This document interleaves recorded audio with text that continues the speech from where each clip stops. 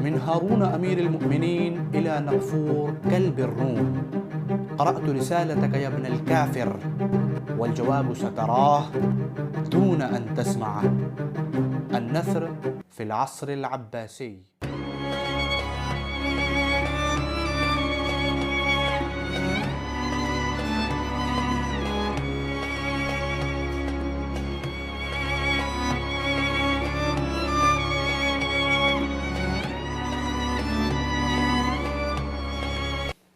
بسم الله، الحمد لله، والصلاة والسلام على رسول الله، وبعد. أيها المشاهدون الكرماء، السلام عليكم ورحمة الله وبركاته. أهلا وسهلا ومرحبا بكم في الحلقة 9 من سلسلة تاريخ الأدب العربي. إن العصر العباسي عصر الازدهار والتطور، عصر العلوم والمعارف، عصر اختلاط العرب القوي بالعجم، وخاصة بالفرس الذين بمعونتهم ثل العباسيون عرش بني أمية، فانفتحت للأدب العربي أبواب الاستفادة من ثقافة الفرس وآدابهم، وأدت ضرورة تدوين العلوم إلى ازدهار فن الكتابة وتطورها وبلوغها غاية الكمال. فنبغ في هذا العصر الكتاب المجيدون الكثر الذين ينقسمون إلى 4 طبقات. فأما الطبقة الأولى فوجدت في القرن الثاني الهجري، وكان إمامها عبد الله بن المقفع. كان فارسي الأصل عربي النشأة، وكان أديبا في اللغتين الفارسية والعربية في وقت واحد، وكان مترجما قديرا، ترجم كليلة ودمنة من اللغة الفارسية إلى اللغة العربية. وكان أسلوبه يدور حول الواقعية والجزالة والبعد من الخيال والتزويق، وكان يكثر من إيراد الأمثال والحكم. إليكم مقتبسا من كتابه الأدب الصغير، سوف تلمسون فيه الخصائص التي ذكرتها لكم. يقول: ذلل نفسك بالصبر على جار السوء وعشير السوء وجليس السوء، فإنه مما لا يكاد يخطئك. فإن الصبر صبران: صبر الرجل على ما يكره، وصبره عما يحب. فالصبر على المكروه أكثرهما وأشبههما حينما يكون صاحبه مضطرا.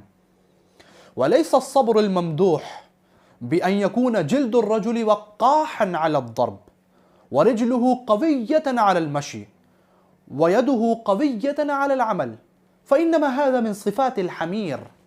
إنما الصبر الممدوح أن يكون للنفس غلوبا، وللهوى تاركا، وللنفس عند الحفاظ والرأي مرتبطا، وللحزم مؤثرا. وأما الطبقة الثانية فوجدت في القرن الثالث الهجري، وكان إمامها أبا عثمان عمرو بن بحر الجاحظ. كان الجاحظ كاتبا بارعا وأديبا مشهورا، عبقريا وفذا، وكان نسيج وحده وفريد عصره. له كتب كثيرة لم يبلغ منها سوى كتاب البخلاء، وكتاب الحيوان، والبيان والتبيين، ومجموعة الرسائل. وكان أسلوبه يدور حول الاستطراد والدعابة والتهكم اللاذع. وسوف تلمسون هذه الخصائص في كتبه. وإليكم مقتبسا من كتابه البخلاء.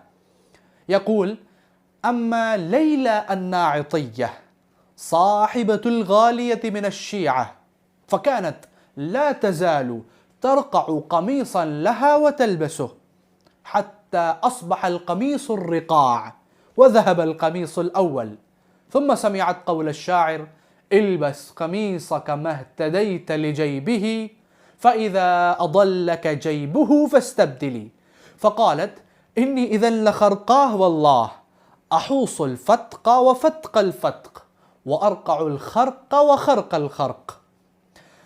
أما الطبقة الثالثة فكان زعيمها أبا الفضل ابن العميد، فوجدت هذه الطبقة في القرن الرابع الهجري. كان أسلوب ابن العميد يميل إلى السجع ولكن بدون التكلف، فاقتفى أثره كل من جاء بعده من الكتاب، من الصاحب ابن العباد والخوارزمي وبديع الزمان الهمذاني. وأما الطبقة الرابعة فوجدت في القرن السادس الهجري، وكان إمامها القاضي الفاضل. كان أسلوبه يميل إلى السجع، وكان يدور أسلوبه حول الصناعية وتزويق والاعتناء بالألفاظ أكثر بالمعاني، فأصبحت في عصره وبعده الكتابة صناعية محضة لا روح فيها ولا حياة. وكذلك وجدت في هذا العصر أقسام النثر الفني الأخرى من الخطابة والرسائل والمقامات والتوقيعات. أما الخطابة فأصبحت ضئيلة في هذا العصر لعدم احتياج الناس إليها، وأما الرسائل فازدهرت وتطورت، وأما التوقيعات فوجدت في أول مرة في هذا العصر. والتوقيعات هي ما كان يوقع الخلفاء والأمراء على الرسائل والطلبات، منها ما وقع المأمون إلى الرستمي: ليس من المروءة أن تكون آنيتك من ذهب وفضة وجارك طاف وغيرك خاض.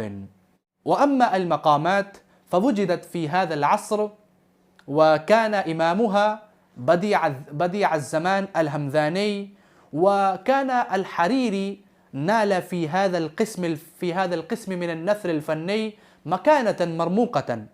ولكن أسلوب بديع الزمان الهمذاني يميل إلى الطبع والأدب، وكان أسلوب الحريري أقرب إلى الإكثار من المفردات وإلى الغزارة اللغوية والفخامة. فهذه مرحلة النثر الفني الوجيزة في العصر العباسي. أكتفي بهذا القدر، والسلام عليكم ورحمة الله وبركاته.